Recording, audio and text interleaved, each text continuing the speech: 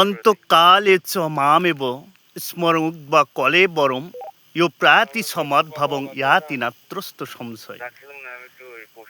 শ্রীমদ্ভগবদ্ গীতার অষ্টম অধ্যায় অক্ষর ব্রহ্মযোগের 5 নম্বর শ্লোকে শ্রী ভগবান বলছেন, মৃত্যুকালে যে ব্যক্তি আমাকে স্মরণ করিতে করিতে দেহত্যাগ করেন তিনি আমাকেই প্রাপ্ত হন। 6 নম্বর শ্লোকে বলছেন, ইয়ং ইয়ং অপি স্মরং ভাবম ত্যাজেতান্তে কলেবরম তম তমে বৈতি কন্ত সদা তদ্ভাব ভাবিত।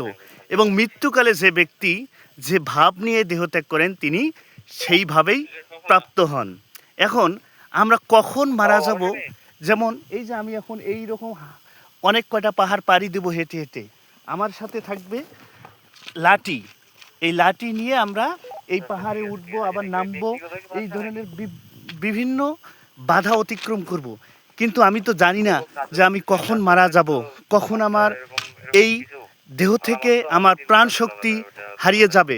কারণ আমরা আছি একটা গহীন হিলে, যেখান থেকে নিঃশ্বাসের কোনো বিশ্বাস নাই। এই জন্য আমি যে ভগবানের পরম পথ পাবো সেই জন্য আমাকে ব্যবস্থা করতে হবে। এই জন্যে আমি সাথে নিয়ে এসেছি গীতা।